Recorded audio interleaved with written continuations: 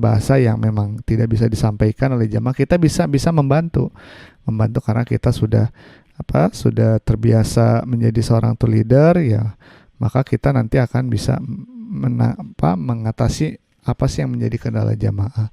Dan dengan memiliki kalian mediator ini, nah kita pun harus bisa bisa menjadi mediasi ketika ada perbedaan pendapat di antara anggota jamaah ya, misalkan, atau ada perbedaan misalkan ada yang di kamar ya, misalkan di kamar mohon maaf ada yang ngerokok misalkan ya, ada yang ngerokok sementara ada satu jamaah yang tidak setuju. Nah, nanti misalkan ada jamaah bilang, ya ini kan di sini mayoritas ngerokok. Nah, itu tour leader harus bisa memberikan pemahaman kepada jamaah yang ada di kamar tersebut. Tentunya ya, kalau merokok ya jangan nggak boleh di kamar, harus ada di tempat-tempat yang sudah ditentukan. Nah, penjaga keamanan dan kesehatan. Nah, jadi tour leader ini harus bisa bertanggung jawab, harus bisa memantau terhadap keamanan seluruh anggota jamaah, terhadap seluruh anggota rombongan. Nah, misalkan Misalkan mengingatkan jamaah untuk selalu berhati-hati. Berhati-hati dimulai dari apa? Dimulai saat berangkat, dokumennya untuk selalu dijaga, jangan sampai dokumennya misalkan lupa nyimpen seperti paspor ya. Kemudian barang-barang bawaan, tas kabin, memberikan informasi terkait dengan di bandara, misalkan apa nih informasi yang mau disampaikan nih, misalkan saat nanti mau masuk security check, nah apa saja yang harus dilepas, apa barang-barang yang tidak boleh dibawa, cairan maksimal 100 mili. Nah, yang membawa benda tajam, nah kalau memang digunakan untuk memotong makanan, nah disimpan di koper, jangan disimpan di kabin. Nah, seorang tour leader ini juga harus memiliki dasar tentang penanganan kegawat daruratan, misalkan ada yang terluka, misalkan berdarah kecil ya, minimal kita harus pegang P3K sederhana. Nah, saya pun ya ketika membersamai jamaah, saya selalu bawa P3K sederhana. Saya minimal betadin, kemudian ada obat bakar, bioplasenton, ya, kemudian bawa Hansaplast. Nah, itu alat-alat yang sederhana. Nah, jadi seorang tour leader ini ya harus bisa memberikan pertolongan medis. Kemudian problem solver. Nah, jadi dalam setiap perjalanan pasti akan selalu ada yang namanya muncul potensi suatu masalah. Ya, potensi masalah akan selalu ada. Nah, jadi tour leader ini ya harus bisa memiliki sigap dan cekatan dalam mengatasi berbagai kendala. Mulai dari masalah teknis ya, misalkan ada masalah keterlambatan transportasi, pesawat delay, atau misalkan ada masalah makanan, sudah mau makan tapi kok makanannya udah habis. Nah, padahal misalkan kita pesennya 45 packs tapi pas orang ke-20 kok makanannya sudah habis ya. Nah, atau misalkan ada yang jamaah paspornya lupa nyimpen paspornya lupa nyimpen, itu kan harus bisa mengatasi berbagai kendala. Nah, tentunya problem solving ini apa manfaatnya? Ya, tentu bermanfaat agar perjalanan tetap berjalan dengan lancar. Poin yang ketujuh, membangun kebersamaan. Nah, jadi membangun kebersamaan ini berperan dalam menciptakan suasana kebersamaan di antara peserta rombongan, mendorong untuk selalu berkomunikasi positif, saling membantu, kompak di dalam rombongan. Nah, jadi ketika kompak, saling membantu ini tentunya nanti akan mendapatkan kesan yang baik bagi semua jamaah. Ada yang misalkan ketika mau umroh ya. Nah, mau umroh ini ada seorang jamaah yang memang dia agak terlambat ya geraknya agak terlambat. Nah, itu dikasih semangat oleh jamaah yang lain tuh. Yuk kita beli, ayo Pak, kita semangat prosesi umrohnya misalkan. Ya, jadi dibangun suasana kekeluargaan. Selanjutnya representasi travel. Nah, jadi seorang tour leader ini adalah representasi perwakilan dari travel. Jadi kita tuh adalah wajahnya travel. Nah, maka tunjukkanlah sikap profesional kita, karena kita ini mewakili travel. Nah, jadi sikap profesional, ramah, bertanggung jawab. Nah, cekatan ya, tadi yang sudah di poin-poin di atas disebutkan, nantinya ya kita harus bisa menunjukkan sikap yang baik. Nah, seperti itu. Tugas dan tanggung jawab to leader umroh pradepartur. Nah, pradepartur ini artinya sebelum apa? Sebelum keberangkatan. Nah, yang pertama berkoordinasi dengan travel. Nah, artinya berkoordinasi ini kita berkomunikasi intensif dengan pihak travel untuk memahami detail itinerary. Jadi jauh sebelum perjalanan, nah minta ini mana nih itinerarinya? Itinerarinya boleh lihat nggak programnya berapa hari?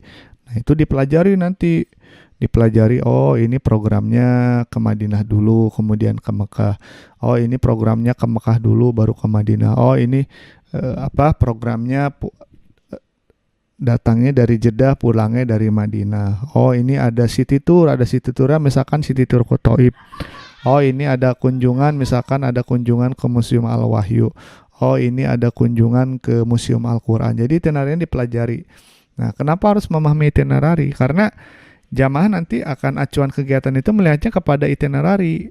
Nah jangan sampai nanti misalkan ada itinerary yang wajib dikunjungi tapi tidak dikunjungi. Tapi ada itinerary yang tidak masuk ke itinerary malah kita diutamakan. Contohnya misalkan Bapak dan Ibu, kita nanti mau ke restoran yang viral, enak nih restorannya.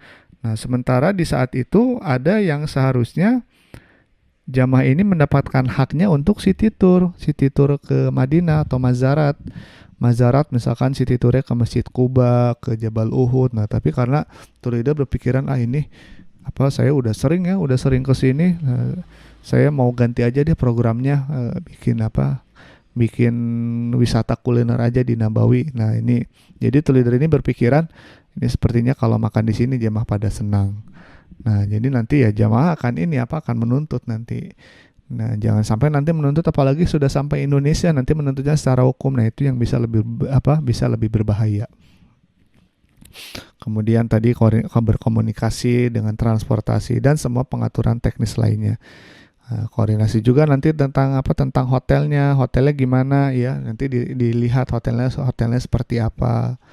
Nah dapat makanannya gimana, dapat full board atau enggak dapat makanannya, karena kan makanannya nanti beda-beda tiap hotel. Pengurusan dokumen. Nah jadi pengurusan dokumen ini bukan artinya kita membantu membuatkan paspor, membantu membuatkan visa, tapi memastikan semua dokumen perjalanan jamaah itu sudah lengkap dan valid ya, mulai dari paspornya. Nah kalau bisa ya kita minta ini juga, minta dokumen paspor, scanan, minta tolong di scan misalkan ke travel, boleh nggak saya minta ini minta file ya, minta file dokumen paspor. Nah, minta file dokumen paspor, mau saya cek nanti satu-satu, dimulai dari namanya, dipastikan dengan visa ya. Nah ini bagus lagi ya, visanya sudah terbit jauh-jauh hari, jadi kita bisa validasi nanti di situ nanti. Oh ini ada yang ya alhamdulillah kalau semuanya namanya sama paspor dan visa. Kadang ada beberapa jamaah yang visanya tuh namanya ada yang namanya yang tidak berbeda huruf, atau ada yang namanya tertukar, misalkan Rudi Fitriawan Demi jadi Rudi Demi Fitriawan. Memang ada kasus-kasus seperti itu. Nah sehingga ketika ada kasus seperti ini kita sudah bisa antisipasi nanti langkah-langkah yang harus dilaksanakan saat nanti ketika kita membersamai jamaah. Nah termasuk ketika nanti di bandara, nah kita membantu mengumpulkan paspor juga untuk diberikan kepada handling, karena nanti yang akan membantu check-in ini dibantu oleh siapa? Dibantu oleh handling. Kemudian informasi pra keberangkatan. Nah ini memberikan informasi yang sangat detail kepada jamaah mengenai jadwal pesawat terbangnya jam berapa. Kemudian nanti proses menuju ke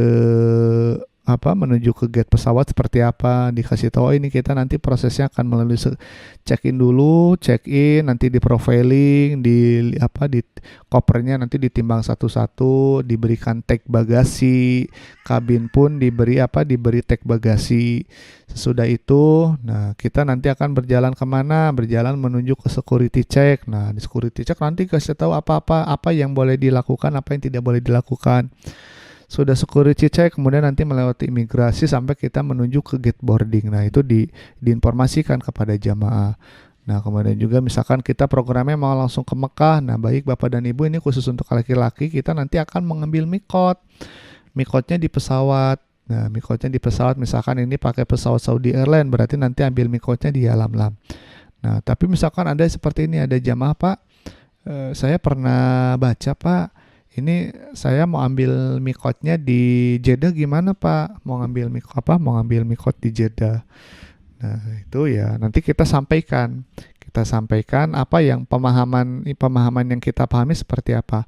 Kalau dia mau ngambil pemahaman karena kan oleh Kemenak ya, MUI, nanti tolong dicek lagi, khawatir saya salah, itu diperbolehkan untuk jamaah dari Indonesia ambil mikot di Jeddah. Tapi kalau untuk saya pribadi saya ambil mikotnya, tetap ambil mikot di pesawat karena sebetulnya nggak sulit ya bagi saya, mudah ngambil mikot di pesawat tuh.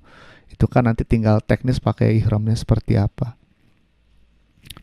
Nah, kemudian tips kesehatan diberitahu juga kepada jamaah Bapak dan Ibu ya, jamaah yang memiliki ada penyakit khusus tolong kasih tahu ke kami. Nah, tips kesehatan misalkan kalau nanti di pesawat mau ke toilet tolong jangan ditahan-tahan. Atau ada yang mau di sini mau pakai kursi roda, tolong sebutkan siapa yang mau pakai kursi roda. Jangan sampai nanti ketika sudah di pesawat tiba-tiba ingin pakai kursi roda. Nah, itu nanti agak kesulitan. Misalkan di pesawat mau pakai kursi roda, Pak, karena saya udah capek nih, udah pegel-pegel, ya nggak bisa. Ya, jadi harus disampaikan. Kemudian peraturan di Arab Saudi. Nah, ini khususnya hati-hati nih tentang paspor ya. Tentang paspor. Nah, ini biasanya SOP-nya umumnya kalau yang membawa grup ya, biasanya paspornya nanti ditarik. Nah, kenapa harus ditarik? Nah, khawatir nanti dia kabur. Nah, ini pernah ada yang artinya paspornya diminta, nggak pulangnya nggak bareng. Nah, jadi baiknya kalau untuk alasan keamanan ya, baiknya paspornya dipegang saja oleh kita, dipegang oleh tour leader. On tour. Nah, on tour ini berarti ketika sedang dalam perjalanan. Nah, seorang tour leader ini harus menjadi seorang pemimpin rombongan. Nah, sebagai pemimpin, sebagai koordinator ya, mulai rombongan sejak berangkat sampai dengan kepulangan. Jadi, kita ini ketika sudah menjadi tour leader, jamaah sudah melihat kita ini sebagai seorang leader. Nah, jadi posisikan kita ini sebagai seorang leader, bukan sebagai seorang jamaah. Tentunya ketika seorang leader, kita harus memberikan contoh yang baik terhadap jamaah. Jadi apa yang kita ucapkan, apa yang kita lakukan itu nanti akan dipantau oleh jamaah. Oh, ini Pak Rudi ini leadernya profesional ya, dia tahu mana tugas-tugasnya, apa yang harus dilakukan terhadap jamaah. Nah, pengaturan logistik dan akomodasi. Nah, ini saat perjalanan ya, tadi sudah disebutkan juga bagaimana mengelola, memastikan kelancaran transportasi, akomodasi hotel, konsumsi ya. Konsumsi juga nanti diperhatikan makannya jam berapa. Nah, jadi nanti dicek makannya tepat atau enggak. Nah, ini pernah ya ada beberapa. Nah, ini saya pernah ngalamin juga. Jadi ini yang jaga cateringnya tuh orang Mesir. Yang jaganya catering orang Mesir. Nah, kalau orang Mesir ini kadang dia ingin buka sesuai kehendak dia, tidak memperhatikan kapan jam sholat, kapan jam selesai. Ini pernah ada sampai jamaah tuh nggak kebagian makanan. Akhirnya saya protes ke petugas catering Mesir ini. Ini mohon maaf, kami kan baru selesai sholat tuh jam 12:30. Masa ini jam 12:30 sudah tutup, kami baru sampai hotel kan jam 1, belum kami di masjid kan harus jalan kaki dulu, harus sholat sunnah dulu, ada yang ambil sholat jenazah. Jadi mohon diberikan ini ada keringanan. Akhirnya protes ini ke mandub tuh pemimpin catering ya. Nah, itu akhirnya diteruskan, akhirnya Pak cateringnya kemudian ini memohon maaf. Nah, jadi setiap ada peristiwa-peristiwa yang memang itu tidak kesesuaian, disampaikan. Jangan kitanya hanya bersabar diam, oh ini mah ujian dari Allah ya. Tapi kalau yang memang ada ikhtiar yang bisa kita lakukan ya dilakukan ya. Nah, itu nanti tiap leader itu akan mempunyai pengalaman yang berbeda-beda. pendamping ibadah. Nah, seorang tour leader ini harus bisa memberikan arahan praktis ya, memberikan arahan praktis tentang tata cara ibadah umroh. Nah, arahan praktis. Nah, meskipun kita bukan sebagai pembimbing ibadah utama ya atau mutawif, tapi minimal kita sebagai memberikan support juga, kan khawatir nanti ada jamaah yang lupa misalkan ketika pakai kain ihram di mau tawaf pertama, atau ketika mau ke Qarnul Manazil, nah sudah mau ambil mikot tapi jamaahnya nggak ganti baju nggak ganti pakai kain ihram, karena kan mutawif ada keterbatasan juga, keterbatasan harus memantau jamaah yang lain misalkan. Nah, kita harus memberikan menginformasikan bapak dan ibu, bapak ini mohon maaf ini kan mau ambil mikot, nah ganti pak pakai kain ihram. Nah, jadi ini ceritanya mau pakai kain ihram tapi mau umrah tapi tetap menggunakan kain ihram. Atau ditanya misalkan saat mau mikot dari Bir Ali ya, di Madinah. Nah, Bapak sudah ini belum, Bapak dan Ibu di sini ada yang sudah mandi wajib belum? Ada yang lupa? Nah, jangan sampai lupa ya. Nah, oh iya Pak, saya lupa. Nah, ini masih ada waktu, silakan Pak. Bisnya di sini tenang kok, menunggunya masih lama. Nah, itu diingatkan. Jadi selalu merender kepada jamaah. Koordinasi pemandu ziarah. Nah, jadi kita berkoordinasi nanti dengan mutawif. Pemutawif ini kita kemana dulu nih? City tournya mau ke Jabal Uhud dulu, Masjid Kuba atau Kebun Kurma. Nah, Pak Mutawif boleh nggak nih request tambahan? Kami ini ada yang ingin ke Museum Quran. Oke, siap Pak Rudi. Nah, hanya ini Pak Rudi nih kalau mau ke Museum Quran ini zamannya harus disiplin. Kita pagi-pagi harus sudah berkumpul di lobi. Nah, supaya antreannya nanti tidak lama. Nah, itu contohnya. Nah, ini tadi ya, penjaga keamanan kesehatan, problem solving, pengelola keuangan disiplin, waktu pelaporan. Nah, tugas dan tanggung jawab selanjutnya apa? Tugas dan tanggung jawab selanjutnya yaitu saat kepulangan. Nah, jadi saat kepulangan ini memastikan kepulangan jamaah pulang dengan selamat. Ya, jadi selamat sampai kembali ke tanah air sesuai dengan jadwal yang telah tentukan. Nah, ini kadang ada hal-hal yang di luar prediksi ya. Pesawat delay. Nah, kalau delay masih 2 jam 3 jam masih aman, tapi ini delaynya ternyata delaynya 1 hari. Nah, itu ada kondisi-kondisi yang seperti itu, tapi kita tentunya berdoa ya ketika mau pulangan, mudah-mudahan kita bisa pulangnya bisa tidak ada hal-hal teknis yang mengganggu kepulangan. Menangani masalah lanjutan. Nah, ini misalkan ada yang saat sudah sampai Jakarta ya.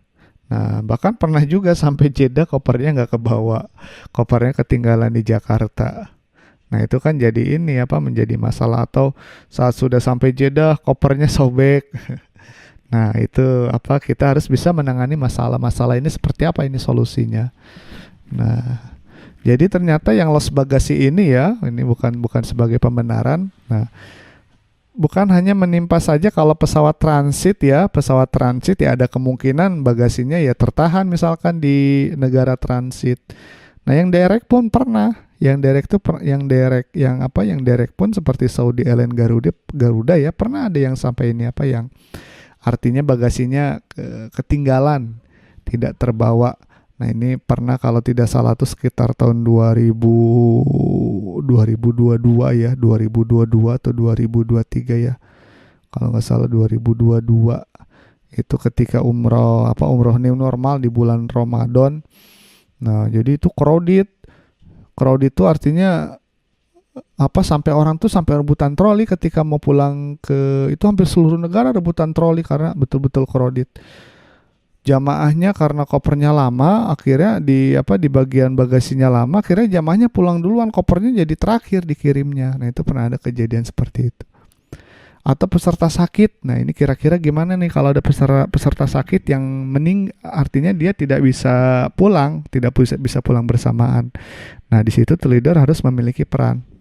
Nah, biasanya seperti apa Pak kalau ada peserta sakit? Nah, kalau ada peserta sakit ya yang pertama ya kita sampaikan ini Bapak atau Ibu ini kan besok kepulangan, Bapak masih di sini karena kalau peserta sakit ini ya yang sakit ini tidak diperkenankan terbang, khawatir nanti terjadi kenapa-kenapa di pesawat. Nah, daripada risikonya berat ya, lebih baik ya harus betul-betul sehat dulu. Nanti gimana Pak Rudi saya di sini? Nanti Bapak nanti ada yang menemani, ditemani oleh siapa? Ditemani oleh mutawif. Ya, jadi yang sakit ini selama menggunakan visa umroh Bapak dan Ibu ya, untuk yang sakit ini semuanya ditanggung gratis.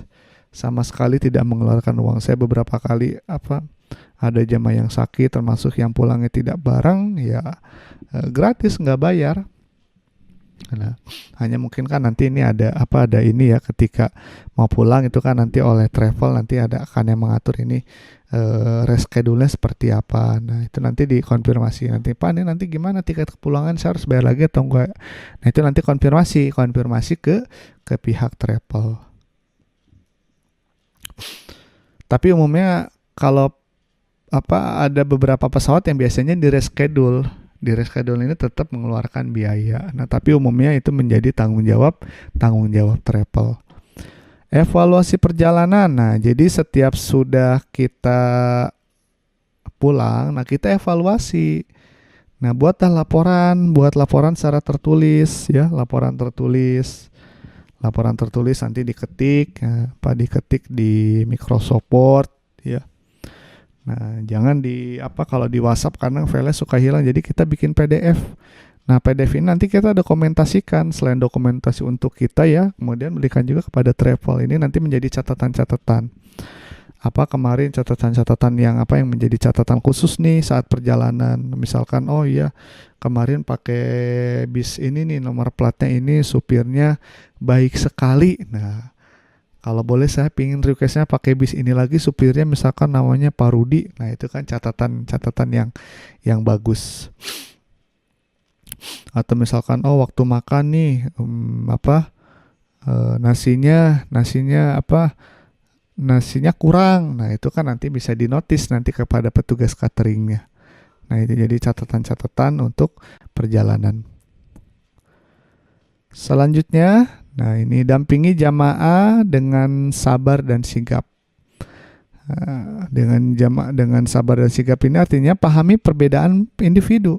Ingat ya, sahabat Baitullah, bahwasanya setiap jamaah, setiap perorangan, setiap personal memiliki latar belakang yang berbeda, mulai dari usia, kondisi fisik, ya, sosial, pendidikan, latar belakang keluarga, memiliki tingkat pemahaman yang berbeda, atau dari ekonomi juga berbeda.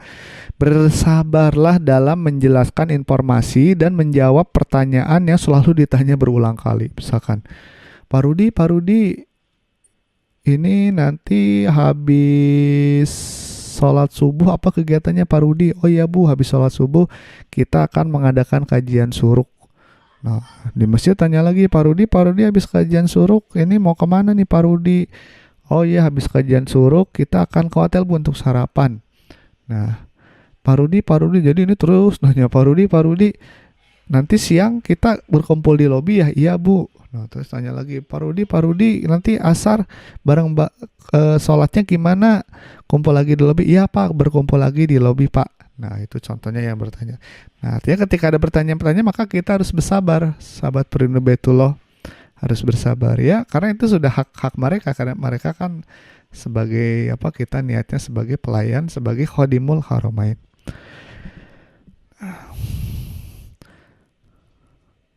Kelola emosi. Nah, kelola emosi diri, berpikir positif, empati ya, berempati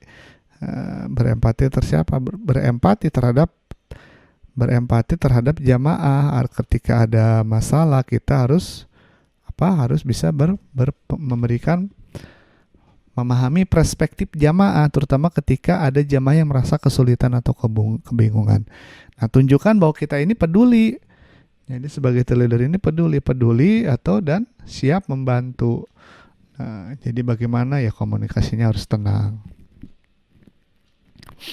Nah, kemudian ini yang nomor 3 antisipasi masalah. Nah, antisipasi masalah ini apa? Artinya dengan mempersiapkan kemungkinan masalah yang terjadi, maka kita harus siap nih. Oh, ini kira-kira ada masalah ini, jalan keluarnya ini. Oh, ini biasanya ada masalah, misalkan jamaah ketika sudah masuk kamar lampunya mati terus, Pak Rudi ini kok listriknya mati. Nah kita, oh ini saya udah tahu nih, ini pasti karena jamaahnya lupa masukin kartu tuh, Pak ini Pak caranya nih Pak masukin kartu. Nah akhirnya listriknya nyala. Kemudian misalkan ada masalah, Pak Rudi ini apa, saya mau ke masjid, kesasar terus, masuk dari pintu ini, keluar pintu ini. Nah kita kasih tahu, Pak nih Bapak hafalin nih pintunya pintu 328, nah kalau perlu dipoto. Nah jadi kan kita sudah tahu jawaban. Delegasi tugas bila perlu, jika Anda memiliki tim, delegasikan tugas secara efektif ya. Delegasikan tugas agar tugas kita berjalan dengan lancar. Nah, jadi tidak semuanya tugas sehari-hari di Makkah Madinah ini dipegang oleh two leader. Nah, mutawif nanti dirinci juga apa batasan mutawif, seperti apa batasan pekerjaannya. Nah, karena umumnya ya jamaah kalau sudah di Makkah Madinah ya kegiatannya ibadah sesudah sholat, makan tidur, nunggu azan, ibadah lagi, memperbanyak amalan sunnah, baca Quran dan lain. Jadi ya kegiatannya hanya itu saja. Tips ya, ini ada tips. Nah, tips ketika kita mendampingi jamaah agar supaya sabar dan sigap. Yang pertama, buat suasana santai dan nyaman. Jadi relax, kita harus relax. Nah, jadi umumnya kalau kita relax, santai, nyaman, kita mudah nanti melaksanakan tugasnya. Ada masalah-masalah, tidak bingung, aduh ini masalah, terus gimana mencari jalan solusinya. Tapi ketika santai, nyaman, nah maka solusi itu akan bisa ditemukan. Cari tahu kondisi medan. Nah, perbanyak pengetahuan tentang lokasi. Nah, kondisi medan ini misalkan, oh kalau di Masjid Nabawi, ini di hotel ini nih pintunya pintu mana aja nih? Oh di sini. Oh ATM di sini. Khawatir nanti ada jamaah yang nggak bawa uang cash dari Indonesia, dia pakai ATM. Nah minimal kita tahu nanti ATM-nya di mana. Oh kalau di Masjidil Haram, ATM yang familiar itu di samping Zamzam Tower, ATM-nya di luar itu ada ATM Bank Al Roji. Ya. Nah perbanyak pengetahuan tentang lokasi. Nah lokasi ini kita tahu, oh hotel ini posisinya ada di mana nih. Hotel di Mekah nanti di Mispalah, di Ajat Sud, atau di Ajat Musopi, atau hotelnya di daerah Jabal Umar. Nah, kita tahu nanti lokasi-lokasinya. Nah itu nanti mempermudah ketika kita mau ke Masjidil Haram, Bapak dan Ibu nih ke Masjidil Haram nanti lewat pintu ini nih kalau mau misalkan kalau mau sholatnya deket imam. Nah jadi kita nanti paham. Nah yang ketiga, empati kepada peserta, pahami kemauan peserta. Nah, jadi kita harus empati ya, sahabat Perindu Baitullah, harus berempati. Pahami kemauan peserta ya. Foto misalkan, Pak saya ingin difoto Pak bersama keluarga. Oh iya silakan. Pak saya boleh nggak Pak nganter mau beli kurma yang bagus di Mekah atau Madinah. Oke, kita nanti ada ini ya, ada waktu khusus kalau mau belanja kurma nanti saya tunjukkan toko-tokonya. Nah, manajemen waktu, sampaikan batasan waktu di setiap destinasi. Nah, jadi nanti ada yang namanya tuh timekeeper ya.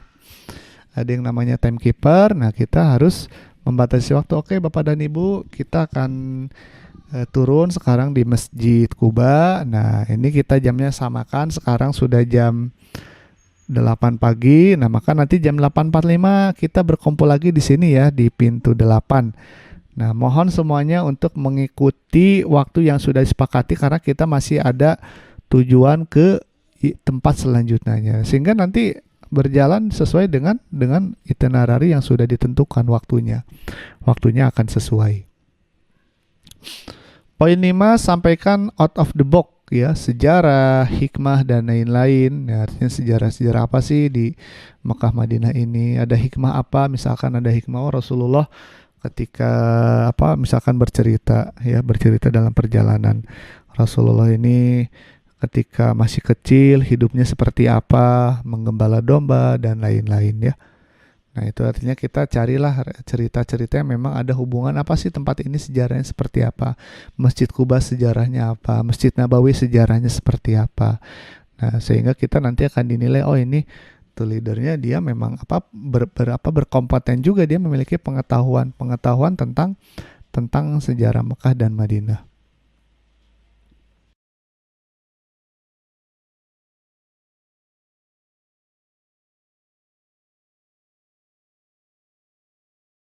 Nah, ini alur perjalanan umroh. Nah, sahabat Perindu Baitullah, alur perjalanan umroh ini saya bikin 5 poin ya. Nah, dari dulu ya, dari dulu sampai sekarang ya, perjalanan umroh tuh seperti ini alurnya.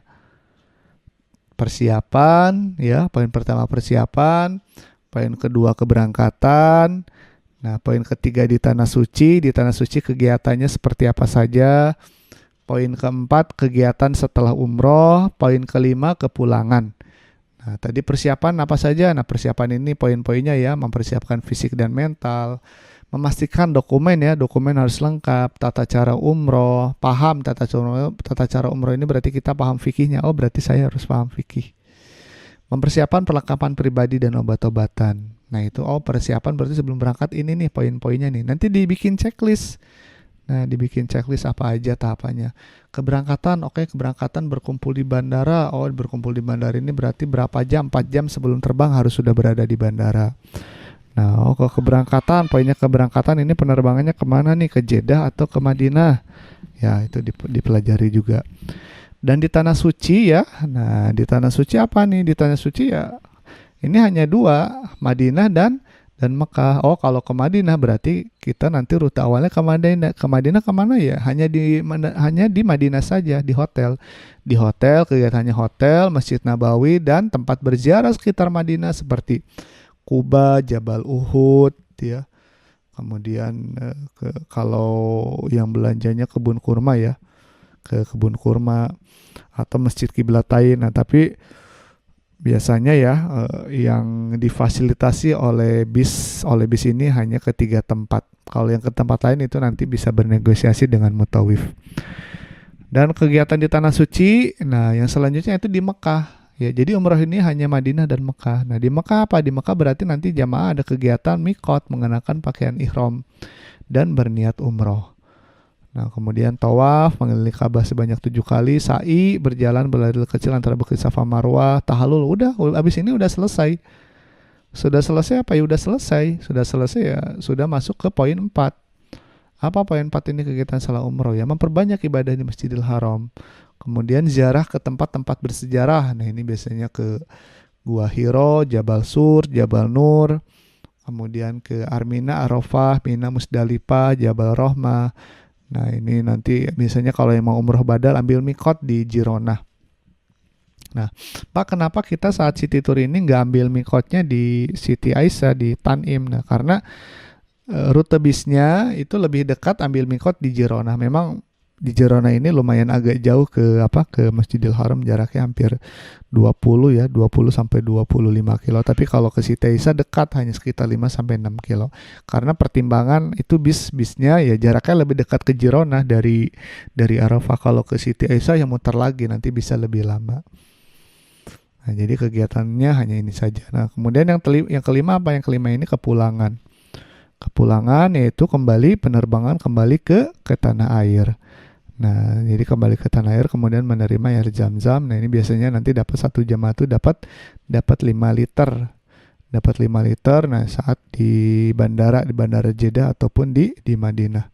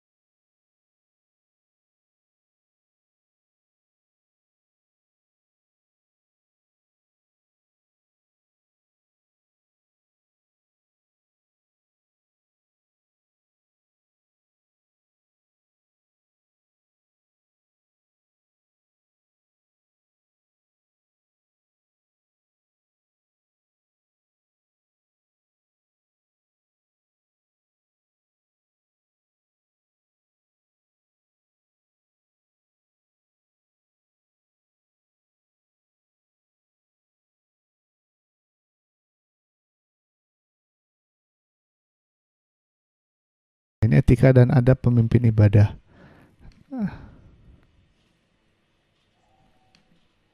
Harus perbanyak bersilaturahim. Memperbanyak silaturahim, kemudian berjejaring dengan nanti kan dapat nomor mutawif. Nah, nanti disimpan mutawifnya sehingga kita nanti bisa tanya-tanya. Ini di sana gimana nih? Pada sehat semua enggak? Sekarang sedang apa nih di sana? Mekah Madinah sedang ramai atau tidak? Musim panas atau musim dingin? Nah, kemudian kita kalau perlu misalkan dapat nomor supir ya, misalkan dapat supir orang Indonesia minta nomornya, nanti kan tanya, Pak saya nanti kesini lagi nih pakai muasasah Bapak bukan supirnya. Oh iya Pak Rudi saya lagi itu kan. Jadi kita sudah kenal. Handling, nah jadi handling artinya kita kenal nanti sama orang-orang handling. Nah karena ketika nanti ada masalah ya kita solusinya bisa bisa mendapatkan solusi yang lebih cepat. Nah tips to leader profesional, nah ini memiliki pengalaman. Nah jadi kita harus memiliki pengalaman artinya sebelum perjalanan dimulai seorang tour leader profesional aktif dalam perencanaan persiapan. Nah, jadi kita harus paham secara mendalam tentang itinerary, berkoordinasi, kemudian menyiapkan apa sih masalah-masalah apa nih yang akan terjadi saat perjalanan, memastikan semua dokumen perjalanan lengkap ya. Nah, upgrade skill public speaking. Nah, jadi kalau Pak saya belum bisa ngomong Pak, gimana caranya Pak? Ya belajar. Belajar apa kan? Banyak kayak tutorial bisa lihat di YouTube, di Instagram. Nah, atau kita latihan berbicara di depan cermin. Nah, anggap kita sebagai seorang tour leader, misalkan latihan pembukaan. Assalamualaikum warahmatullahi wabarakatuh. Bapak dan Ibu, perkenalkan saya dengan Rudi Fitriawan sebagai tour leader dan lain-lain. Nah, itu contohnya. Leadership, problem solving, kita latihan memecahkan masalah, kemampuan nah ini problem solving ini bisa dilatih ya, bisa dilatih. Bahkan dengan sendiri pun ini bisa latihan dengan latihan sendiri. Kemampuan dokumentasi video dan editing, nah ini sederhana aja, minimal kita bisa moto. Bisa, jangan sampai misalkan ada jamaah meminta tolong foto tapi kita tidak bisa foto, Pak ini mohon maaf saya nggak bisa foto Pak, kameranya ini beda. Nah itu jangan memberikan jawaban seperti itu. Ya, paham platform media sosial, nah minimal kita tahu kan kalau di platform ini kan kita bisa melihat informasi apa saja yang sekarang sedang.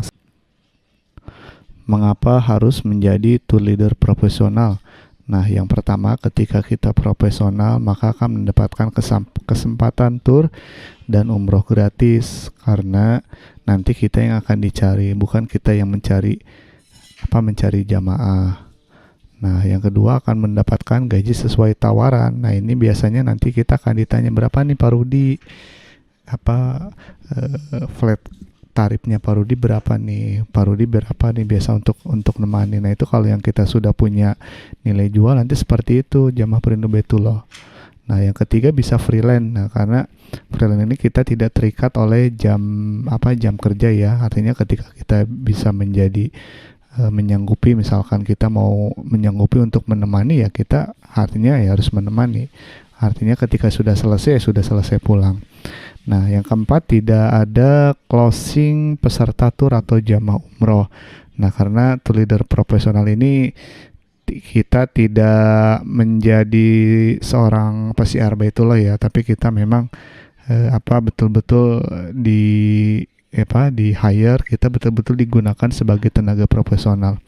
Dan yang kelima ini repeat order. Nah, mungkin kalau yang ada beberapa kawan yang sudah senior yang ngalamin ketika menjadi tour leader itu sudah menjadi repeat order. Misalkan Pak Rudi bisa nggak nih nanti tanggal segini Pak nemanin Pak untuk bawa jamaah umroh. Nah, atau misalkan Pak Rudi kosongnya di tanggal berapa. Nah, itu ya salah satu manfaat ketika kita menjadi tour leader profesional. Tidak semua orang mudah berkarir menjadi tour leader profesional. Nah, beberapa diantaranya karena apa? Nah, ini beberapa yang menyebabkan terbatasnya bisa mendapatkan karir tour leader profesional. Yang pertama karena keterbatasan informasi, kemudian karena belum berpengalaman, nah tidak memiliki skill ya. tidak memiliki personal branding. Nah, penting bagi kita untuk membangun personal branding. Nah, apa diantaranya membangun personal branding ya? Kita sering update kegiatan-kegiatan kalau kita sedang membawa jamaah umroh. Nah, baik di Mekah ataupun di Madinah. Pak, kalau saya belum pernah ini umroh gimana? Ya, datang nanti silaturahim sama ke teman-teman travel, ke travel datang silaturahim, misalkan di sini ada kegiatan manasik nggak boleh ikut. Nah, itu travel tuh sangat welcome sekali ya Bapak dan Ibu. Atau kalau ada KBIH, ada kegiatan manasik haji, datang KBIH-nya didatangin. Jadi jangan kitanya menunggu. Selanjutnya tips menjadi freelance di travel. Nah, ini cerita pengalaman saya ketika pertama kali menjadi tour leader. Nah, jadi ini dulu sekitar tahun 2000 ya, 2019. Nah, saat itu saya tinggal di Bandung. Nah, dari Bandung ini ke Jakarta sedang ada proyek pembangunan tol MBZ Muhammad bin Zayed. Nah, karena macet ya, ada beberapa travel ini ketika mau berangkat pakai bis khawatir lama, akhirnya pakai kereta. Nah, ini ada travel ya, ada travel. Saya awal skalanya nggak kenal dengan travel ini. Nah, tapi saya dapat informasi flyer. Nah, saya lihat, kemudian saya datangi ke travel ini, travel A lah ya, travel A. Nah, ketika saya sudah datang, nah saya ikuti program-programnya, mulai dari kalau misalkan rekrut jamaah nanti dapat komisinya segini. Nah ya, saya saat itu memang intinya mau niat belajar, nggak apa-apa saya pegang flyer meskipun saya tidak memiliki kemampuan sebagai pesiar Baitullah atau mencari jamaah. Nah, akhirnya ada kegiatan manasik. Nah, saya bilang ke pemilik travel ini, Pak, boleh nggak saya ikut manasik, Pak? Oh, boleh sekali, Pak Rudi, datang aja. Nah, kemudian, Pak, boleh nggak saya ikut nganter ke bandara? Nah, boleh Pak Rudi, cuman ini ke bandaranya pakai kereta, Pak. Karena kan tol sedang macet. Nah, ini kami nggak bisa ngongkosin Pak Rudi. Pak Rudi harus pakai ongkos sendiri. Nah, saat itu saya ngeluarin uang ya. Ngeluarin uang tuh 1 kali jalan pakai kereta ini dari stasiun Bandung sampai ke Jakarta itu 100.000. Sampai Gambir pulang pergi berarti 200.000. Kemudian sama bis damri dari stasiun Gambir ke Bandara Soekarno-Hatta. Ya, kalau di total habis sekitar 400.000 kan, itu harus sama uang makan dan lain-lain.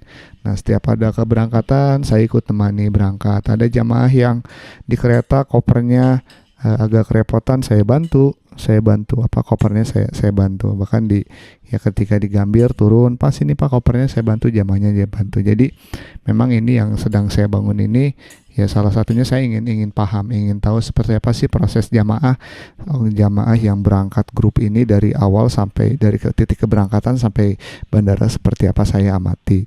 Nah, di samping itu yang kedua, saya sedang memantaskan diri itu artinya apa ya, kita memantaskan diri ingin diundang ke Baitullah. Nah, ingin memantaskan diri artinya sambil ngantar jamaah ini kan sedang safar, sambil berdoa, ya Allah mudah-mudahan saya mendapatkan kesempatan, saya diberikan jalan kemudahan melalui ngantar jamaah umroh ini. Saya sebagai wasilah saya bisa menjadi tour leader umroh. Atau kalau nggak jadi tour leader umroh, ya Allah ya saya mau jadi jamaah umroh juga nggak apa-apa.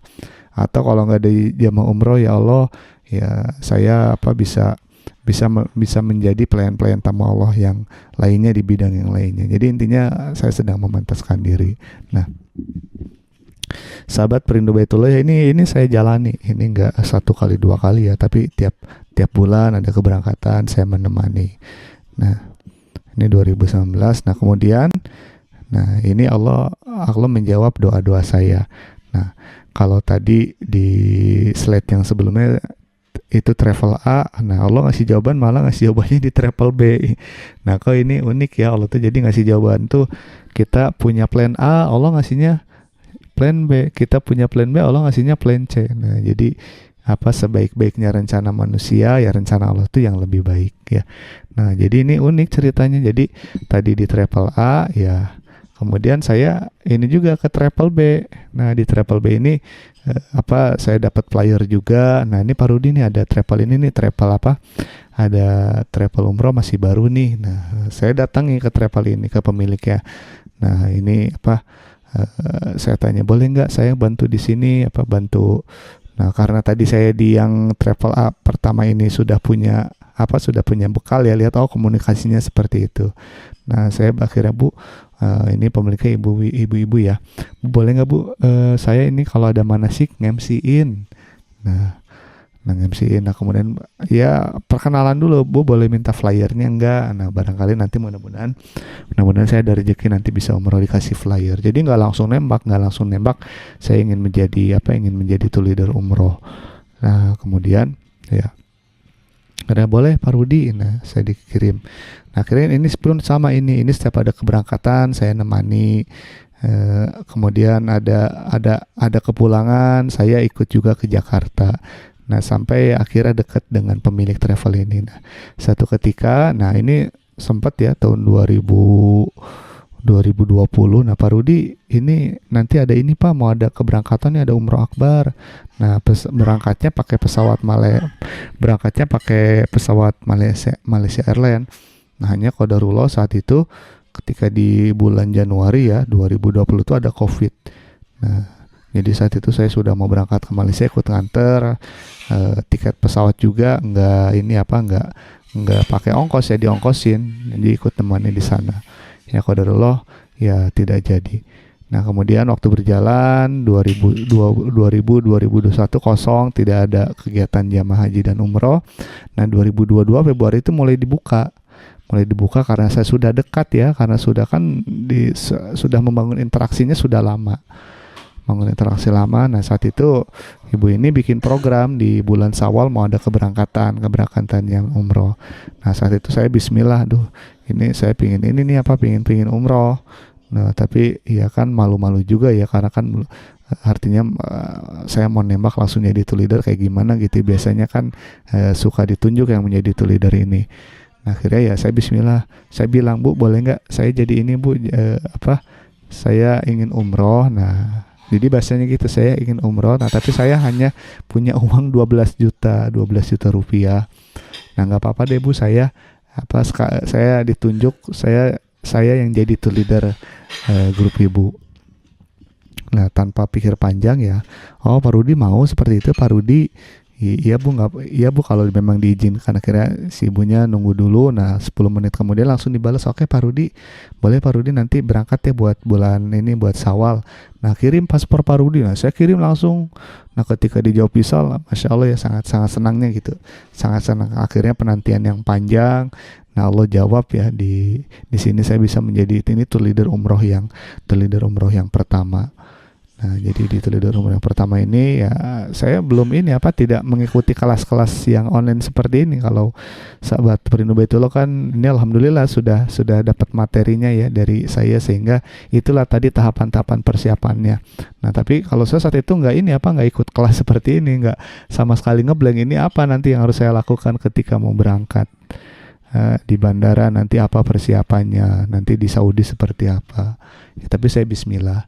Nah, kalau kita pikir-pikir ya, kalau saya pikir-pikir ini saya ngeluarin uang 12 juta, tapi saya berdoa ini adalah infak terbaik buat saya, ini adalah sedekah terbaik buat saya. Ketika saya niat umroh ya, saya sebetulnya sedang saya sedang berniaga dengan Allah SWT. Nah, akhirnya inilah perdana keberangkatan.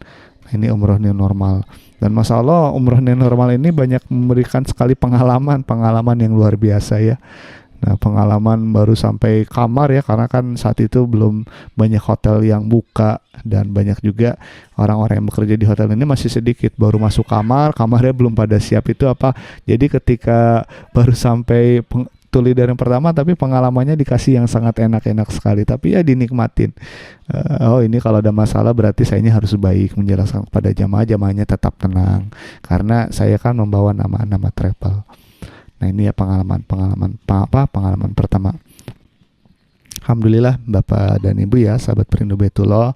Nah, selepas dari tour leader yang pertama itu, ini ada teman-temannya yang lihat saya di umroh normal ini, Pak Rudi kok Pak Rudi ini ya saya pakai umrohnya normal kemarin, tuh leader saya tuh ini apa banyak ngeluh di WhatsApp tuh, ngeluh masalah makanan, ngeluh masalah kamar. Tapi lihat Pak Rudi mah kok adem ayem ya di WhatsAppnya tuh, motoin jamaah dan lain-lain. Jadi positif. Nah boleh nggak Pak Rudi nanti apa bareng dengan ini apa dengan travel saya ditemani oleh Pak Rudi. Nah itu ya.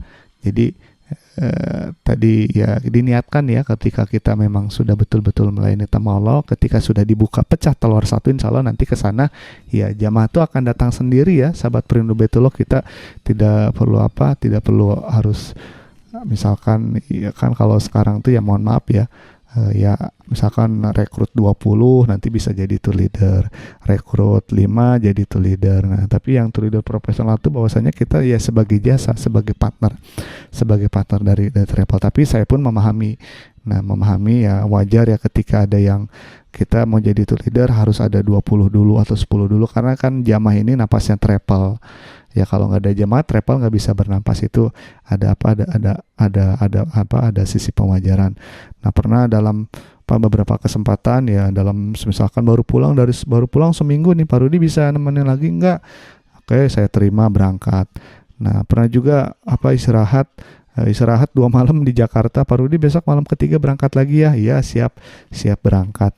Nah itu jadi hanya kita nanti lihat visi kita nih satu bulan berapa kali. Nah sekarang satu bulan saya membatasi ya maksimal 2 kali, kalau udah 3 kali ya karena kan ada hak tubuh juga ya, hak tubuh, jadi ada hak keluarga juga yang harus saya perhatikan ya seperti itu. Jadi ketika teman-teman sudah menjadi tour leader profesional ya insya Allah nanti jamaah tuh datang sendiri, jamaah tuh datang ke rumah, travel tuh akan mencari kita. Nah kita nanti akan pengalaman nah saran saya ya Bapak dan Ibu, coba nanti pakai pesawat yang transit. Nah kalau pesawat yang direct itu kalau bagi saya nggak ada tantangannya. Kalau direct itu kan udah sampai, tapi kalau transit ini kita nanti banyak belajar. Oh transit itu seperti ini nih, turunnya seperti apa, nyambung pesawat seperti apa, ketika ada jamaah yang sakit seperti apa. Nah jadi kalau yang transit ya, atau misalkan lebih bagus lagi kita dapat ini apa pengalaman umroh plus, misalkan umroh plus Turki, umroh plus Dubai, umroh plus Oman, atau umroh plus Aqsa ya dan lain-lain.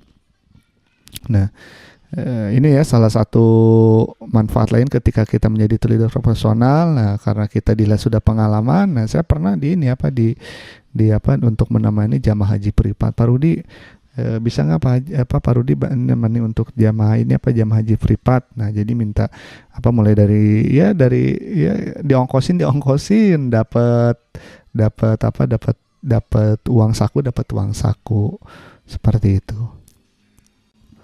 Nah harapan travel, nah ketika kita sudah menjadi seorang tour leader, nah travel ini mempunyai harapan apa?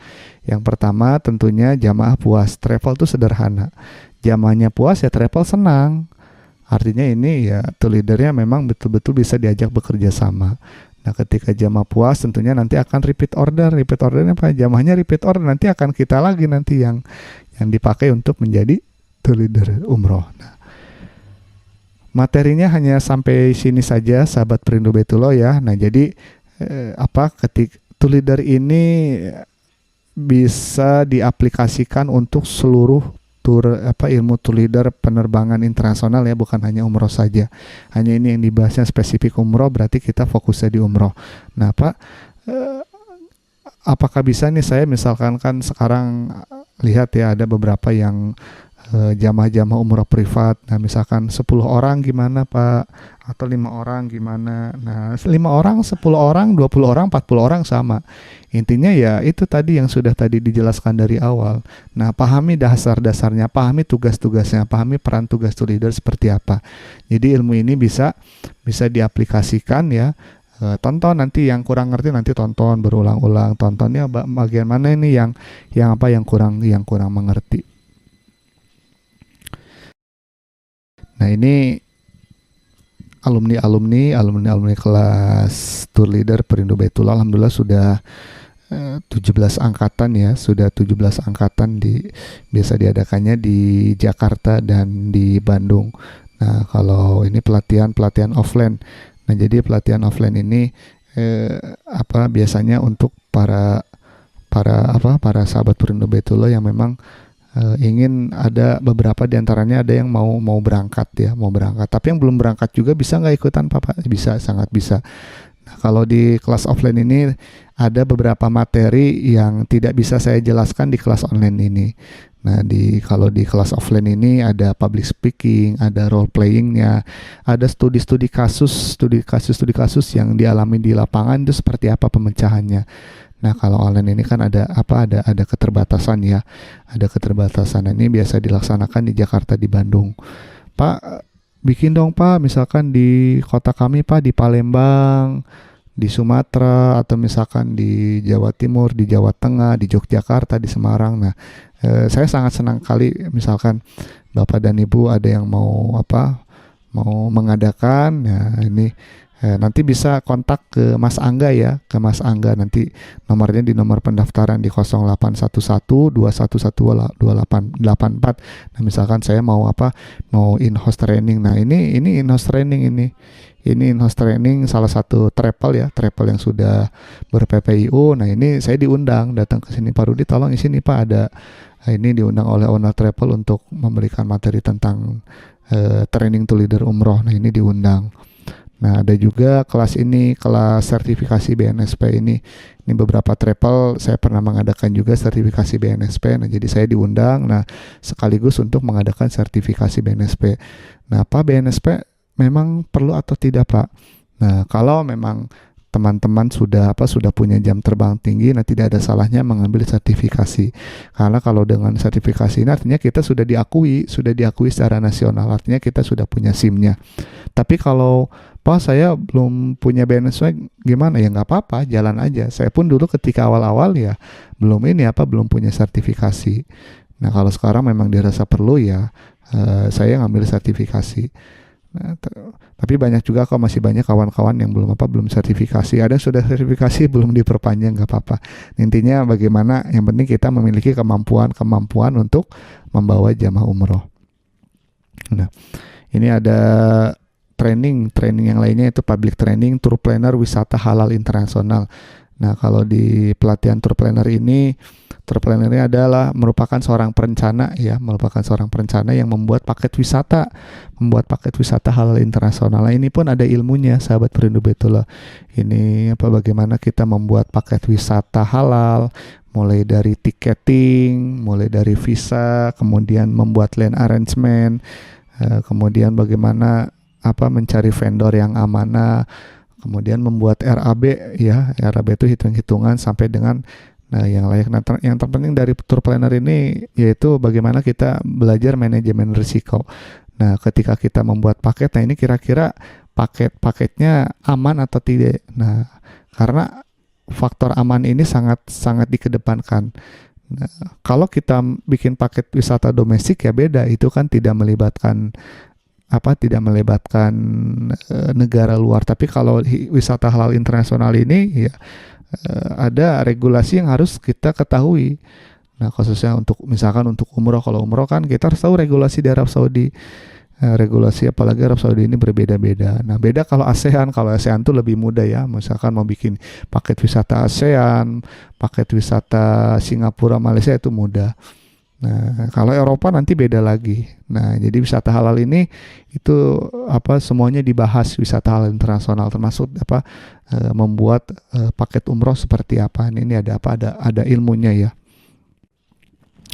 Nah, ada juga in-house training. Nah, ini beberapa pelatihan yang dibuat oleh Perindu Baitullah. Nah, in-house training extreme funneling for umroh dan haji. Nah, ini pelatihan ini dibuat untuk kawan-kawan yang di travel yang ingin lebih ini ya, artinya mendatangkan jamaah gimana supaya jamaahnya bisa tahu kalau saya ini ada travel umroh di sini. Nah, ini kan artinya kita punya pasar ya, punya jongkok. Nah, tapi jongkok ini gimana supaya orang datang kepada kita. Nah, ini ada ilmunya. Jadi ini nanti formulasinya menggunakan digital marketing. menggunakan Google, menggunakan Facebook, menggunakan Meta ya, Instagram. Meta ini kan sekarang Instagram dan dengan Facebook. Nah, ini studi kasus saya pernah bukan pernah ya, artinya bagaimana bisa mendatangkan jamaah yang masif dan banyak, yang masif dan sangat banyak sekali. Nah, ini namanya extreme funneling for umroh dan haji. Materi kelas offline public in-house training. Nah, sahabat Perindu Baitullah yang mau mengundang misalkan, untuk saat ini memang yang kelas rutin offline ini biasa dibuatnya di Jakarta dan di Bandung ya, 1 hari ini pelatihannya. Nah, ini materi-materinya manajemen risiko tour leader, kemudian ada kawan-kawan yang mau tes BNSP. Nah, nanti di sini akan saya bahas SKKN itu leader, memahami itinerari program perjalanan lebih mendalam. Nah, public speaking tour leader. Nah, karena tour leader itu ya harus bisa berkomunikasi. Nah, kuncinya itu berkomunikasi, handling jamaah dan umroh. Nah, silakan bila misalkan ada yang di luar daerah ingin mengadakan, bisa mengadakan, misalkan mau mengundang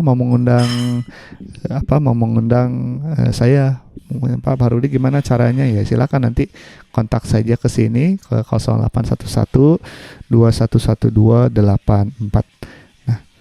Itu saja Bapak dan Ibu sahabat Perindu Baitullah, materi kelas online ini mudah-mudahan bermanfaat. Jazakumullah khairan katsiran. Assalamualaikum warahmatullahi wabarakatuh.